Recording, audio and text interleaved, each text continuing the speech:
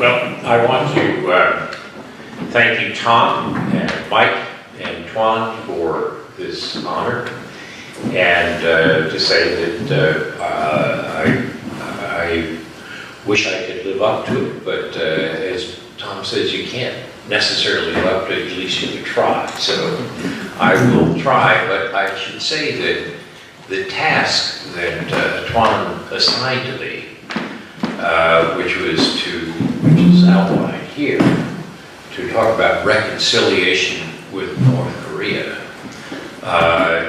means I can't possibly succeed. I mean, this is the hardest problem I think that we're facing.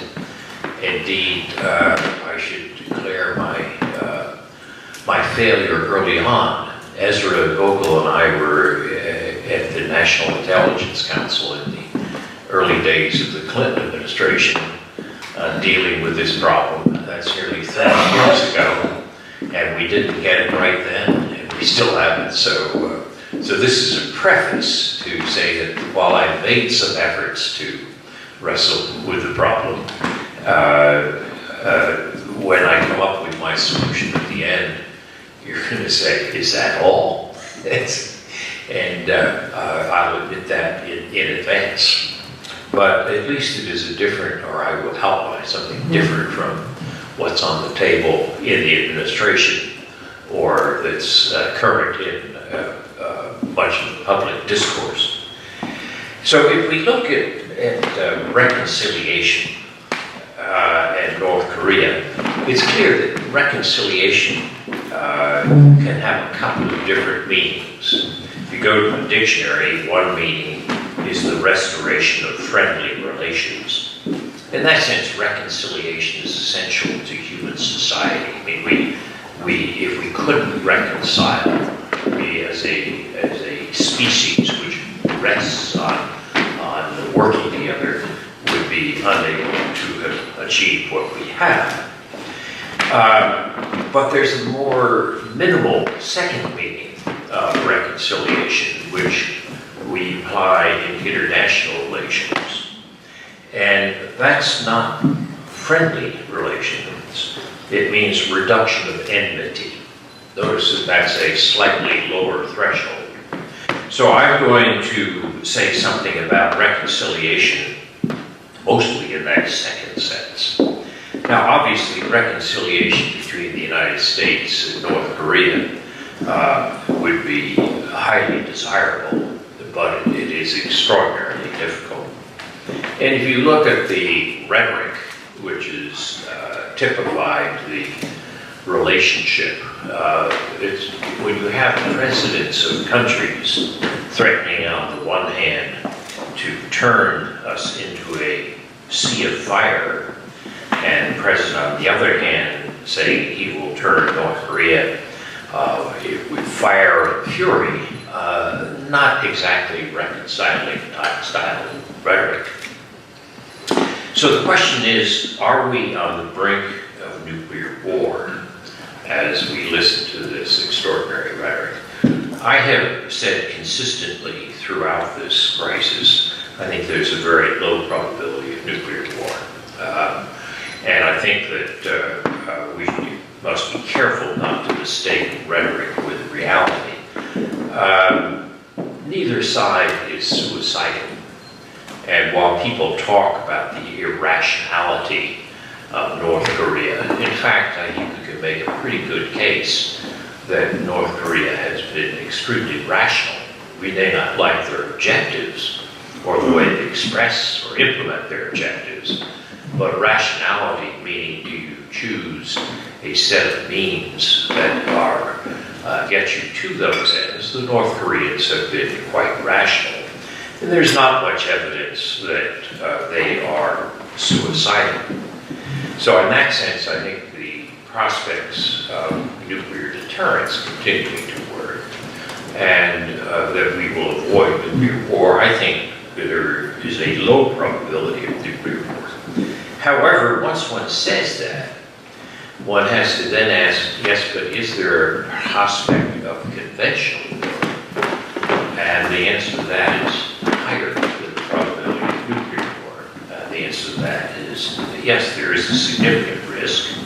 And what's more, once you start with a conventional war, you have to realize that human behavior should always include the prospects of miscalculation.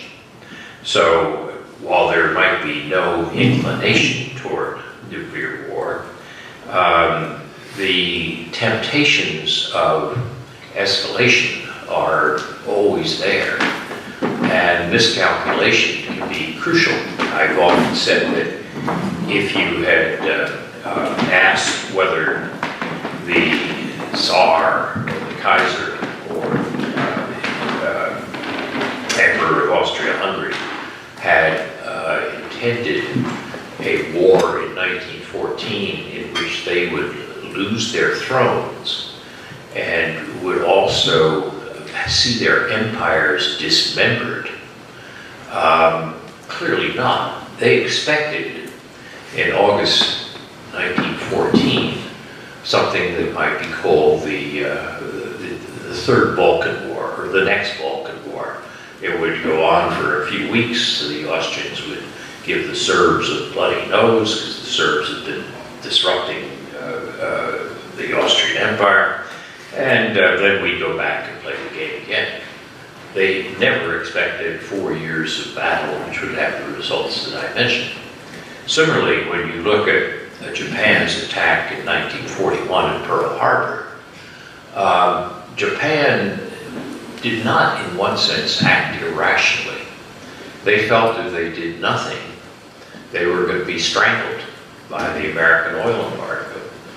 And even though there were some, particularly Admiral Yamamoto, who said our prospects of defeating the United States in a long war are very slim, but it might be better to take the risk and hope that it'll be a short war, that the Americans will back out, than to go ahead with what looks to us like sheer strangulation.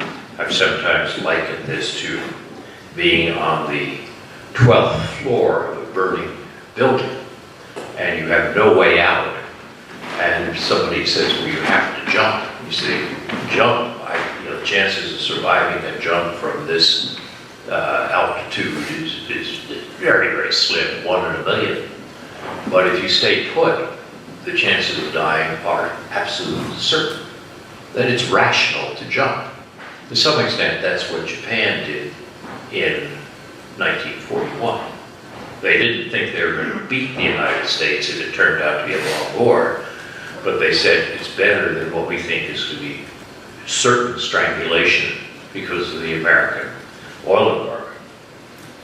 The point I'm making is that when we look at what's the danger of nuclear war in North Korea, I think it's very unlikely, other things being equal, but if you reach a situation where the Americans, for example, try what they call a decapitating strike or a preemptive strike, we'll just go in with a small force and seize the weapons, or we'll just try a strike which will kill Kim Jong-un, or we will have a limited use of force. The key question is, will that lead to miscalculation? In other words, how much do we understand about the next steps? And that's why, while there's a lot to talk about, don't take any options off the table, including the use of force, and that may have some significance when it comes to bargaining. On the other hand, if you ask how realistic is there really a military solution to the problem of North Korea? I think the answer to that is no. And if we try it, I worry that my low probability of nuclear war, which I assess now, could, through miscalculation, be undone. Now, if you look at the hostility between the United States and North Korea, it has very long origins. It goes all the way back to Kim Il-sung's decision to cross the 38th parallel in June of 1950. And it's interesting because in January of that year, Secretary of State Dean Acheson had said that Korea was outside our defense perimeter. So it's quite plausible that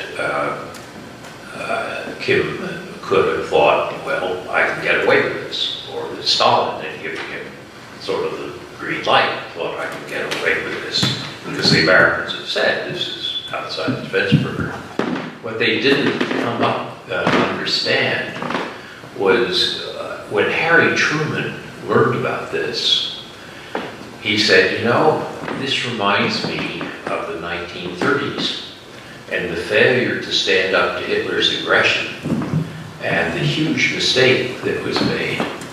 And so Truman basically used the UN and organized a force to resist the North Korean invasion. And our former colleague Ernest May, who did a careful study of Truman's decision, said for Truman it was axiomatic.